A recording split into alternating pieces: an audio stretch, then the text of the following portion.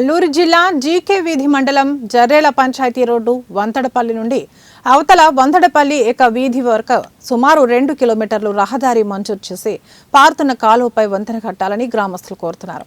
పారుతున్న కాలువపై వంతెన లేక రహదారి సౌకర్యం లేక రోగుల కొరకు 108కు ఫోన్ చేసినా రావడం లేదని వాపోయారు. ఈ నేపథ్యంలో రోగులు మృతి చెందుతున్నారని, కొన్నిసార్లు గర్భిణీ స్త్రీలను రోగులను డోలీ కట్టుకుని మెయిన్ రోడ్డు పైకి తీసుకుని వెళ్లవలసి వస్తుందని, వెళ్లేటప్పుడు పొలాలు గట్టుపైన నడవాల్సి వస్తుందని తెలిపారు. అధికారులు వెంటనే స్పందించి లోపల వంతడపల్లి గ్రామానికి కాల్వపై కల్వర్టు కట్టి రహదారి మంజూరు చేయాలని గ్రామస్తులు కోరుతున్నారు.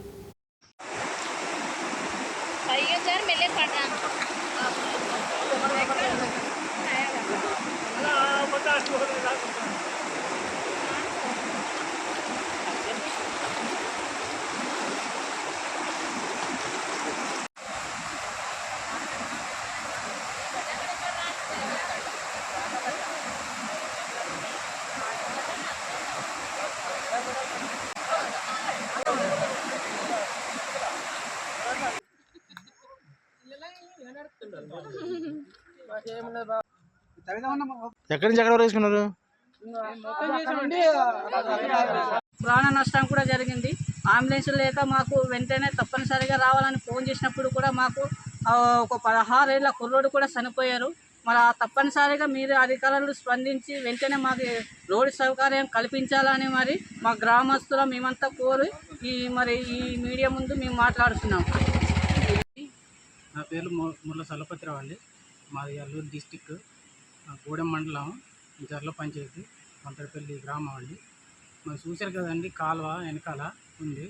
అది వర్షాకాలం వస్తే చాలా పెద్దది వస్తుందండి. అంటే మనకి వర్షాకాలం వస్తే పిల్లలు కూడా అలాగే వెళ్ళాలండి, పొలం వెంబడి చాలా ఇబ్బందిగా ఉందండి. అందుకే అధికారులు స్పందించి ఏదైనా కల్వర్టుగా కట్టిస్తే బాగుంటుందండి. అలాగే అవతల బురద అండి, చాలా వర్షాకాలం అయితే ఫోన్ చేస్తే అంబులెన్స్ రాదండి. అలాగే మొన్నట్లో 3 నెలల కిందట అంత దారుణం మీకు తెలుసు కదా.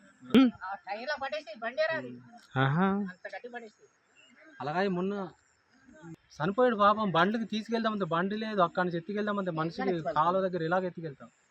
అదే మన విశ్వాస్ వాళ్ళ తమ్ముడు చిన్నవాడు చనిపోయాడు కదా, అంబులెన్స్ రాదు అలాంటి పరిస్థితి అయిపోయింది. కొన్ని తల్లికి గడిపోయాక బాగాలేకపోతుంది అలాంటి పరిస్థితి. అలాగే చాలా మడుగూరు మచ్చలింగం, అల్లూరు సీతారామరాజు జిల్లా జీకే వీధి మండలం జర్రేల